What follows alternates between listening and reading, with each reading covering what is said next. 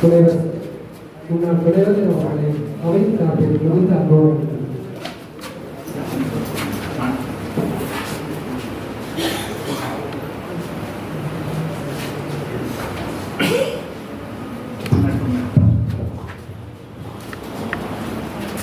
இருந்தமிழே உன்னால் இருந்தேன் இமையோர் விருந்தமிழம் என்றாலும் வேண்டி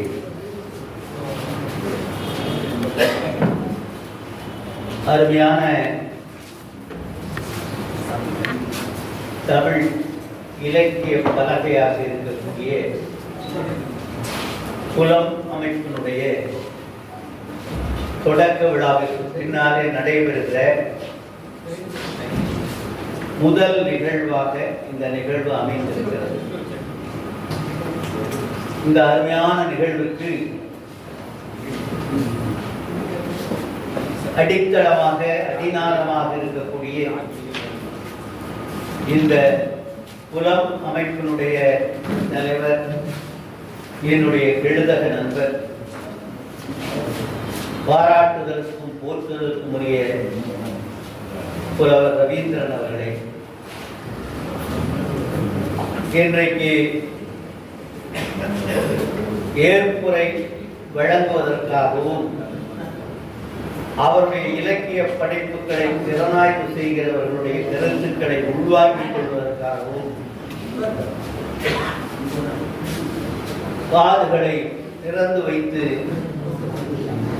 அமர்ந்திருக்கிற கலை திறனாய்வாளர் மரியாதைக்குரிய திரு இந்திரன் அவர்களே, இன்றைக்கு இந்த வரவேற்புரையிலே எழுத்தாளர் மனோசக்தி அவர்கள் அனைவருடைய பெயரையும் சொல்லிவிட்டார்.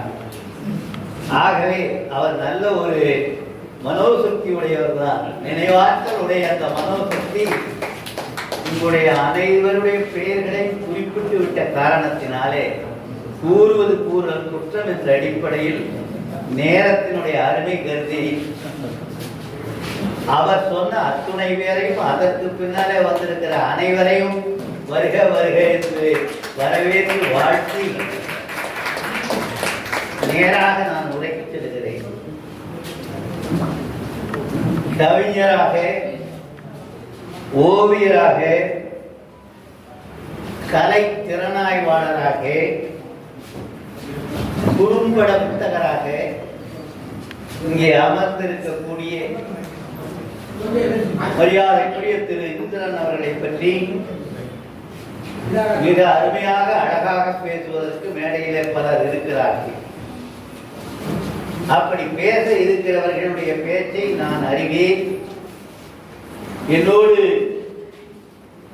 பயணித்த, நான் மாநில துணைத் தலைவராகவும் மாநில பொதுச் செயலாளராகவும் மாநில தலைவராகவும் 20 ஆண்டு காலம் பணியாற்றிய தமிழ்நாடு அரசு கல்லூரி ஆசிரியர் கழகத்தினுடைய தூண்களிலே ஒன்றாக முதுமலை தூணாக இருந்த சிந்தாமணி அவர்கள் அரசு கல்லூரியிலே பேராசிரியராக இருக்கிற போது என்னிடம் பயின்ற என்னுடைய அன்பு மாணவர் ஓசை காளிதாஸ் அவர்கள், என்னுடைய மாணவர், காளிதாசனும் மாணவர் தான், கவிதாசனும் மாணவர் தான். அப்படியே அடுக்கி கொண்டு போகலாம். அது மாதிரியான பல பெயர்கள் இங்கே பட்டியலிடப்பட்டிருக்கின்றன. நேரம் இப்பொழுது 11:30 மணி ஆகிவிட்டது. நான் காலையிலேயே ஐயா புலவர் ஐயாவிடம் கேட்டேன், எத்தனை மணிக்கு முடிக்க வேண்டி இருக்கும் என்று கேட்டேன். ஒரு 1.25 அளவுக்கு முடித்து விடலாம் சொல்லியிருக்கிறார்கள். பலர் இங்கே பேச இருக்கிற காரணத்தினால் எங்களை போன்ற பேராசிரியர் பெருமக்களுக்கு மணி அடித்தால் ஆரம்பித்தால் மணி அடித்தால் முடிக்கிற 1 மணி நேரம் கணக்கு. ஆனால் இந்த அவையில சுருக்கமாக எடுத்துக்கொண்ட செய்தியை பற்றி பேசுவதற்கு பலர் இருந்தாலும் கூட ஒரு தலைமை உரையில ஏதும் சொல்லாமல் ஐயா அமர்ந்து விட்டார்கள் என்று மற்றவர்கள் நினைக்காமல் இருப்பதற்காக ஒரு சிலவற்றை நான் சொல்ல விரும்புகிறேன். பன்முகை தன்மை கொண்ட இந்திரன் அவர்கள், அவர் திறனாய்வாளர், படைப்பாளி, அவர் கலையின் திறனாய்வு செய்பவர். திருவள்ளுவர் கன்னியாகுமரியில திருவள்ளுவர் சிலையை நிறுத்திய போது பல ஊர்களிலிருந்து பல இடங்களிலிருந்து ஓவியர்களை அழைத்து வந்து ஒரு மிகப்பெரிய கண்காட்சியை 133 பேரை அழைத்து வந்து கண்காட்சி நடத்துகிற ஒரு ஏற்பாட்டாளர், தகமையாளர். அப்படிப்பட்ட பண்போக்கு தன்மை கொண்ட அவரை பற்றி நான் சொல்ல வேண்டும் என்றால், ஜப்பான் நாட்டிலே ஒரு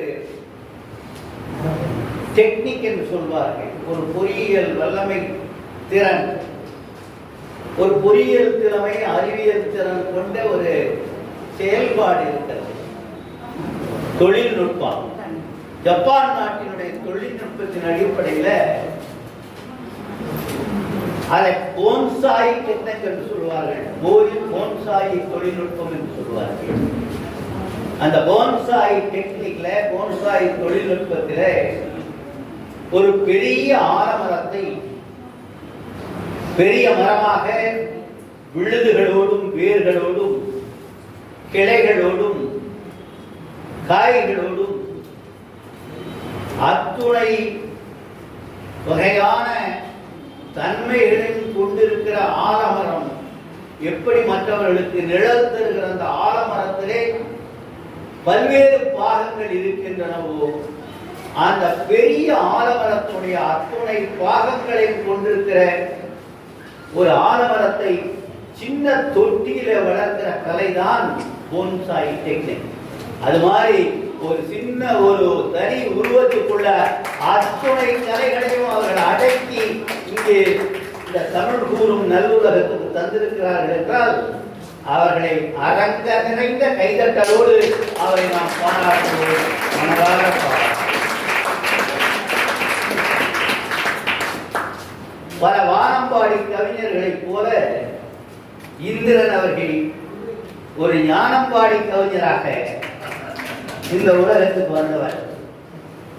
வானம்பாடிகள் தொடக்க காலத்தில் எப்படி மரபு கவிதைகள் எழுதி கொண்டிருந்து 10-15 ஆண்டுகள் 16 ஆண்டுகள் மரபிலே இருந்து விடுபட்டு விடைபெற்று புதுக்கவிதைக்கு வந்தார்களோ, அதே போல இந்த ஞானம்பாடியும் மரபு கவிதைகளை ஒரு 16-17 ஆண்டுகள் எழுதிவிட்டு புதுக்கவிதைக்கு வந்த ஒரு மிகப்பெரிய ஒரு ஆளுமையுடைய நண்பர் இவர். தமிழ் கூறு நல்லுலகில் தமிழ் அழகியல் என்ற ஒரு சொற்றொடரை உருவாக்கிய பெருமை நம்முடைய இந்திரன் அவர்களுக்கு உண்டு. அழகியல் என்பது பொதுவாக இருந்தாலும் கூட தமிழ் அழகியல் என்பது தனித்தன்மை வாய்ந்தது. அது கலையாக எடுத்துக்கொண்டாலும், சிற்பமாக எடுத்துக்கொண்டாலும், ஓவியமாக எடுத்துக்கொண்டாலும், பண்பாடாக எடுத்துக்கொண்டாலும், இலக்கியமாக எடுத்துக்கொண்டாலும், எவற்றை எடுத்துக்கொண்டாலும் தமிழினுடைய அழகியல் என்பது தனித்துவம் மிக்கது என்று இந்த தமிழ் கூறும் நல்லுலகத்துக்கு முதலிலே அந்த சொல்லாக்கத்தை உருவாக்கி தந்த பெருமை நம்முடைய இந்திரன் அவர்களுக்கு.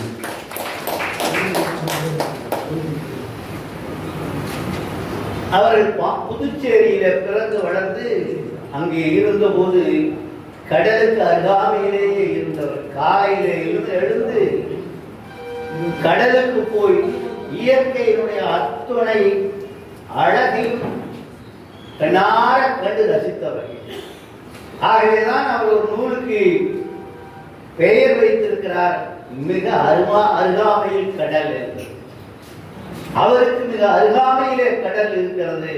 அப்படிப்பட்ட கடலை நான் பார்த்து, நான் ரசித்து, அவற்றில் கண்டவற்றை உங்களுக்கு நான் கருத்தாக்கமாக தருகிறேன் என்று அந்த நூலிலே மிக அருமையாக சொல்லியிருக்கிறார்கள். அவருடைய நூல்களில் 2-3 நூல்களை எனக்கு அனுப்பி வைத்திருந்தார்கள். அதிலே நான் நேற்றைய தினம் தமிழ்நாடு ஓய்வு பெற்ற கல்லூரி ஆசிரியர் கழகத்தினுடைய மாநில மாநாடு SNR கலையரங்கத்தில் நடைபெற்றது.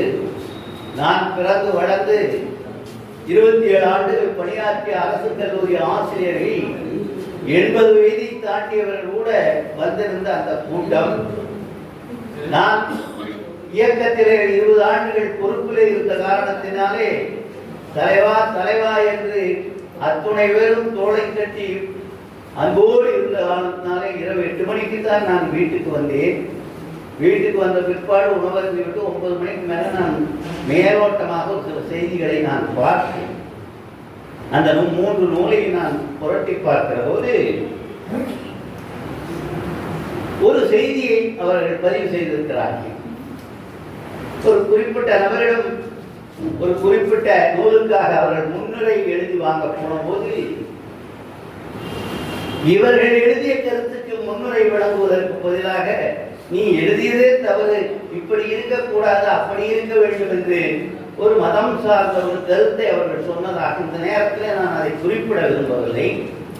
அவர்கள் அப்படி சொன்னதை கேட்ட உடனே ஒரு முடிவெடுத்தார்கள். இனிமேல் நாம் 40 நூல்கள் பொழுது எழுதியிருக்கிறார்கள், 400 நூல்கள் எழுதினாலும் முன்னுரை யாரிடமும் பெறுவதில்லை என்று ஒரு அழுத்தமான முடிவை எடுத்து அதற்கு பின்னால் முன்னுரை இல்லாத கவிதை தொகுப்பாக அல்லது கட்டுரை தொகுப்பாகத்தான் அவர்கள் நூல்களை திறனாய்வு தொகுப்பாகத்தான் வெளியிட்டு வருகிறார்கள். ஐயா இப்பொழுது பேசிக் கொண்டிருக்கிற போது சொன்னார்கள், கவிஞர் சிப்பி ஐயா அவர்களுக்கு மிக நெருக்கமான நண்பர் என்று சொன்னார்கள். கவிஞர் மீரா மிக நெருக்கமான நண்பர் என்று சொன்னார்கள். ஐயாவுக்கு தெரிந்திருக்கும் கவிஞர் சிற்பி அவர்கள் எனக்கு நெருக்கமானவர் என்று. ஏனென்றால் என்னுடைய ஆசிரியர். அவருடைய 75வது விழாவை மிக சீரோடும் சிறப்போடும் கோவையிலே நாம் நடத்தினோம். ஆனால் மீரா எனக்கு மிகப்பெரிய நண்பர் என்பது ஐயாவுக்கு தெரியாது. கவிஞர் மீரா அவர்கள் எனக்கு மிக நெருக்கமான நண்பர்கள். சிவகங்கை கல்லூரியிலே அவர்கள் பேராசிரியராக இருந்தபோது அவர்கள் தனியார் கல்லூரியிலே இருந்தார்கள். அந்த தனியார் கல்லூரி சிறப்பாக நடைபெறவில்லை என்பதற்காக பேராசிரியர் மீரா அவர்கள் தலைமையில மதுரை காமராஜர் மனோன்மணியம் சுந்தரனார் பல்கலைக்கழக ஆசிரியர் சங்கம் என்று சொல்லப்படுகிற மியூட்டா அவருடைய சார்பில் மிகப்பெரிய போராட்டத்தை நடத்தி அந்த போராட்டத்தின் விளைவாக அந்த சிவகங்கை கல்லூரி அரசு கல்லூரியாக மாற்றுவதற்கான ஏற்பாட்டை செய்த பெருந்தகையாளர் நம்முடைய கவிஞர் மீரா.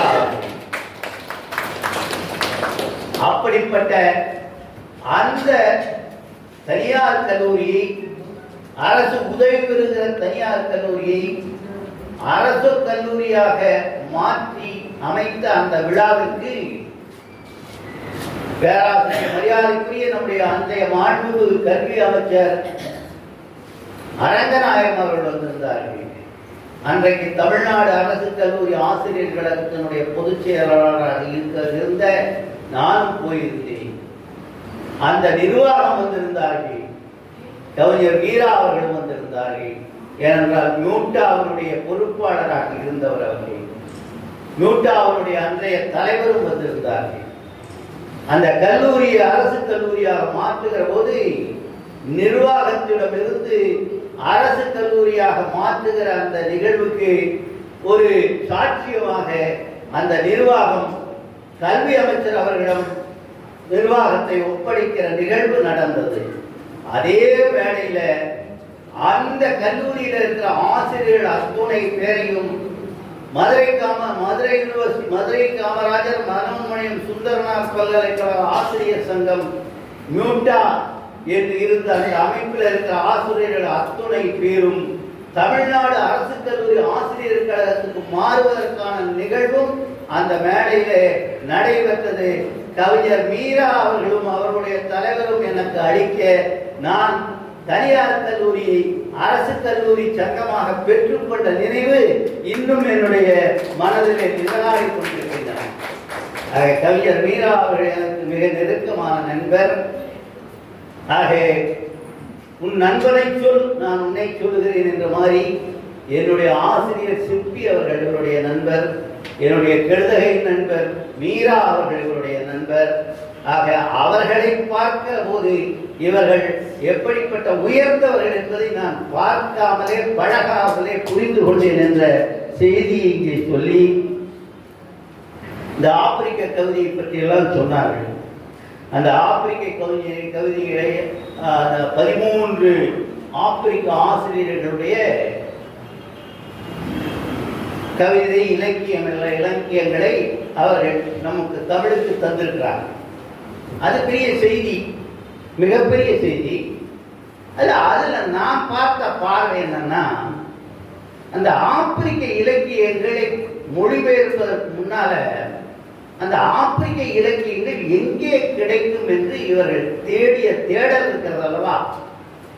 சென்னையில் இருக்கிற மூர் மார்க்கெட்டில், நண்பர்களுடைய புத்தக அலமாரிகளிலே, மிகப்பெரிய கன்னிமாரார் நூலகத்திலிருந்து நூலகங்களிலே, மும்பையிலே கிடைக்கிற இடங்களுக்கெல்லாம் போய் தேடி அந்த 13 இலக்கியங்களை கொண்டு வந்து தமிழிலே மொழிபெயர்த்திருக்கிறார்கள்.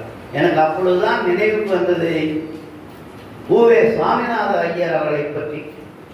சாமிநாத ஐயர் அவர்கள் குழந்தை சின்ன பருவத்தில் இருந்தபோது அவருடைய அப்பா கேட்டார், நீ எந்த மொழியிலே படிக்கப் போகிறாய்? அப்பா எந்த மொழியிலே படிக்கலாம் என்று அவர் கேட்க, வடமொழியிலே படித்தால் நீ மேலுலகத்திலே போய் நன்றாக இருக்கலாம், சொற்கலோகத்திலே நன்றாக இருக்கலாம், ஆங்கிலத்திலே படித்தால் இந்த உலகத்தில் நன்றாக இருக்கலாம், நீ எந்த மொழியிலே படிக்கிறாய் என்று கேட்டார். ஊவேசா சொன்னார், நான் அந்த 2 மொழிகளிலும் படிக்கப் போவதில்லை. இந்த உலகத்திலும் மகிழ்ச்சியாக இருப்பதற்கு, அந்த உலகத்துக்கும் மகிழ்ச்சியாக இருப்பதற்கு ஒரு மொழி இருக்கிறது, அந்த தமிழ் மொழியிலே படிப்பேன் என்று ஊவேசா அவர்கள் சொன்னார்கள். அந்த ஊவேசா அவர்கள் சங்க இலக்கியத்தை தேடிய தேடலையும், இவர்கள் ஆப்பிரிக்க கவிதையை தேடிய தேடலையும் இந்த நேரத்திலே நான் இரவு 10 மணிக்கு பொருத்தி பார்த்து, எவ்வளவு உரிய தேடலுக்கு உரிய மனிதர் நாம் இன்றைக்கு வந்து சந்திக்க போகிறோம் என்பதை நான்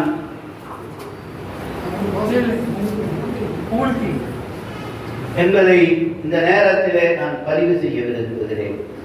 ஆக அசந்து போயிட்டேன். இந்த சீட்டு வந்ததுனால ஓ நிறுத்த சொல்லி சீட்டு கொடுக்க